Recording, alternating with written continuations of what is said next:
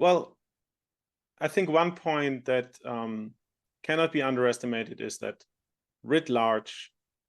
policymakers don't have a very sophisticated understanding of the semiconductor supply chain. Right. And maybe of any supply chain, right? Because it is, for any outsider, first and foremost, a black box.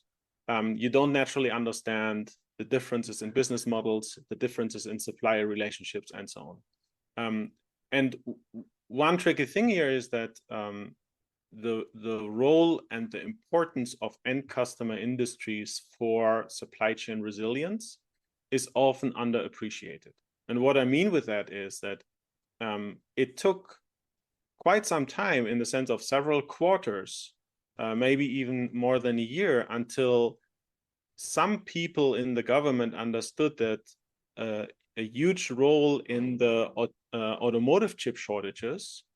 were actually the automotive OEMs themselves, who canceled orders, who didn't have just-in-case supply chain management, but just-in-time supply chain management, and who were simply didn't familiarize themselves with the production realities of semiconductors that take 4 to 6 months to produce, right? And if your entire supply chain is built on just-in-time, and you assume that you can get everything you need at any point in time out of some truck on the highway, and then you want to source a product that has a production time, just physically because of 1,000 production steps, of 4 to 6 months, there's a mismatch. So I think on the side of semiconductor companies, it is crucial to also help,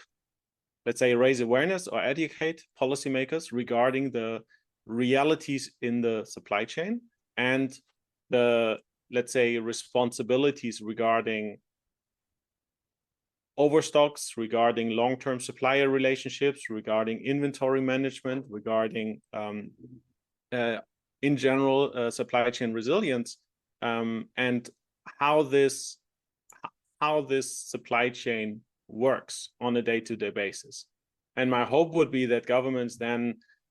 start to realize, and I think we can see that a little bit already, that ideas such as intricate supply chain monitoring from the government side is simply not an efficient way to have a minuscule management of this global value chain.